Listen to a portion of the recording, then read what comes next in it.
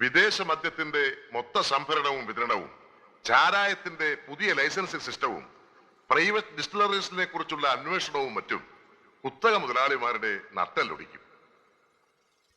നടപ്പിലാക്കിയാൽ നമ്മുടെ പ്രഖ്യാപിത നയത്തിന്റെ ഒരു വിജയമായിരിക്കും അത്. പക്ഷെ അവിടെയാണ് അല്പം ബുദ്ധിമുട്ട്. ഒരു പുനരാലോചന എപ്പോഴും നല്ലതാണ്. ഒരു നീണ്ടകാലം പ്രതിപക്ഷത്തിരുന്നതിന് ശേഷം അധികാരത്തിൽ വന്നവരാണ് നമ്മൾ. കഴിഞ്ഞ ഇലക്ഷൻ കാലത്ത് നമ്മുടെ പാർട്ടി സാമ്പത്തികമായി വളരെ പരാധീനതയിലായിരുന്നു.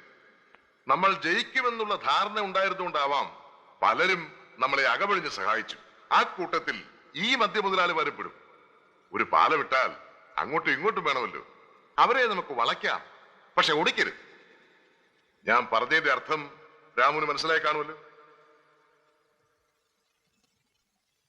കൈമൾ സാറേ, ഒരേ സമയത്ത് രണ്ട് യജമാനന്മാരെ സേവിക്കാൻ എനിക്കാവില്ല. ഒന്നുകിൽ രാജ്യത്തിന്റെയും ജനങ്ങളുടെയും നന്മ, അല്ലെങ്കിൽ പാർട്ടിയുടെയോ വ്യക്തിയുടെയോ ലാഭം. ഇതിൽ ആദ്യം പറഞ്ഞതനുസരിക്കാനേ എനിക്ക് കഴിയൂ. ഞാനൊരു തീവ്രവാദിയൊന്നുമല്ല. കഴിയാവുന്ന വിട്ടുവീഴ്ചകളൊക്കെ ചെയ്യാൻ തയ്യാറാണ്. പക്ഷേ ഭീമമായ നഷ്ടം വരുന്ന ഒന്നും നമ്മളോ നമ്മുടെ ഗവൺമെന്റോ അനുവദിച്ചുകൂടാ സാർ. ഇതൊന്നും എൻ്റെ വ്യക്തിപരമായ അഭിപ്രായങ്ങളല്ല, നമ്മുടെ ഇലക്ഷൻ മാനിഫെസ്റ്റോയിൽ പറഞ്ഞിട്ടുള്ള കാര്യങ്ങൾ. പ്രായോഗിക രാഷ്ട്രീയത്തിൽ രാമുവിന്റെ പരിചയക്കുറവുകൊണ്ടാണ് ഇങ്ങനെ പറയുന്നത്. നമ്മളെ സഹായിച്ചവരെ നമ്മൾ ഒരിക്കലും കൈവിടരുത്.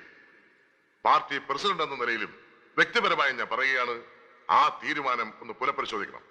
ഇരട്ടിയായി തിരിച്ചു കൊടുക്കാമെന്ന് പറഞ്ഞ് ഫണ്ട് പിരിച്ചത് എനിക്കൊരു പുതിയ അറിവാണ്. ഇനി അങ്ങനെ ആണെങ്കിൽ പോലും ഞാനതിന് കൂട്ടുനിൽക്കില്ല. ഒന്ന് കഴിഞ്ഞാൽ വേറൊന്നിന് വളമാകും. ജനക്ഷേമത്തെ മുൻനിർത്തി ഒടിക്കേണ്ടി വന്നാലും തെറ്റൊന്നുമില്ല സാർ. 2 മാസം മുമ്പ് എനിക്കൊരു അബദ്ധം പറ്റി. നീ ഒഴിഞ്ഞു മാറിയതാ. ഞാൻ നിർബന്ധിച്ച് നിന്നെ സ്ഥാനാർത്ഥിയാക്കി. ഇന്ന് ഞാനത് ദുഃഖിക്കുന്നു.